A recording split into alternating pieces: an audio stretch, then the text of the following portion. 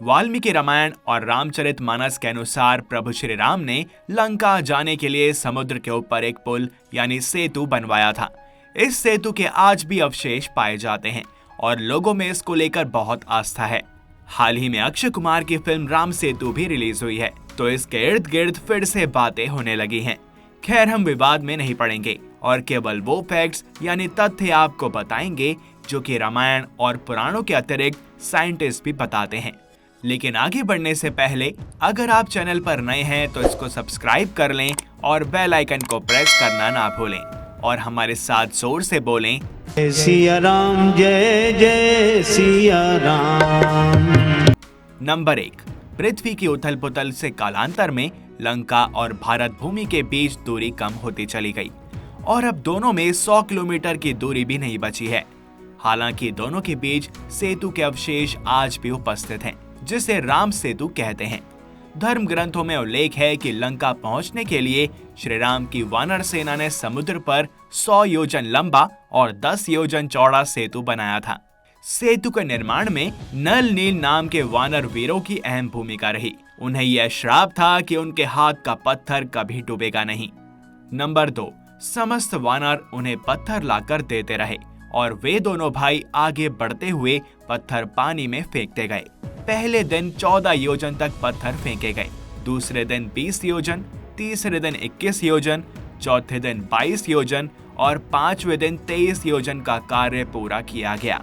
इस प्रकार 100 योजन का काम 5 दिन में पूरा हो गया था। इसके बाद सबसे पहले श्री राम और उनके प्रमुख गण उस पर चले। नंबर 3, विद्वान कहते हैं अगर सूर्य सिद्धांत के अनुसार एक योजन को 8 मील की दूरी माना जाए तो करीब यह 1200 किलोमीटर होगा। 1200 किलोमीटर को 400 कोस कहा जाता है। इस प्रकार आज की गणना करें तो राम सेतु की लंबाई 1000 किलोमीटर से ज्यादा थी। नंबर 4, भारत के दक्षिण में धनुषकोटि तथा श्रीलंका के उत्तर पश्चिम में पंबन के मध्य समुद्र में 48 किलोमीटर चौड़ी पट्टी के रूप में उभरे एक भूभाग के उपग्रह से खींचे गए चित्रों को अमेरिकी स्पेस एजेंसी नासा ने जब 1993 में दुनिया भर में जारी किया तो भारत में इसे लेकर राजनीतिक वाद विवाद का जन्म हो गया था। इस पुल जैसे भूभाग को राम का पुल या राम सेतु कहा जाने लगा। राम सेतु का चित्र नासा ने 14 दिसंबर 1966 को जेमिनी 11 से अंतरिक्ष से प्राप्त किया था। इसके 22 साल बाद ISS 1A ने तमिलनाडु तट पर स्थित रामेश्वरम और जाफना द्वीपों के बीच समुद्र के भीतर भूभाग का पता लगाया और उसका चित्र लिया।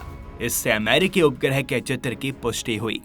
नंबर 5, दिसंबर 1917 में साइंस चैनल पर एक अमेरिकी TV show ancient land bridge में अमेरिकी पुरातत्वविदों ने वैज्ञानिक जांच के आधार पर यह कहा था कि भगवान राम के श्रीलंका तक सेतु बनाने की हिंदू पौराणिक कथा सच हो सकती है। भारत और श्रीलंका के बीच 50 किलोमीटर लंबी एक रेखा चट्टानों से बनी है और ये चट्टानें 7000 साल पुरानी हैं, जबकि जिस बालू पर ये चट्टानें टिकी हैं वह 4000 साल पुराना है।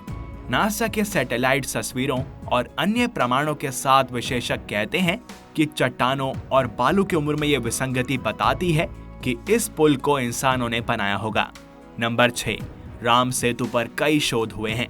कहा जाता है कि 15वीं शताब्दी तक इस पुल पर चलकर रामेश्वरम से मन्नार द्वीप तक जाया जा सकता था, लेकिन तूफानों ने यहाँ समुद्र को कुछ गहरा कर दिया।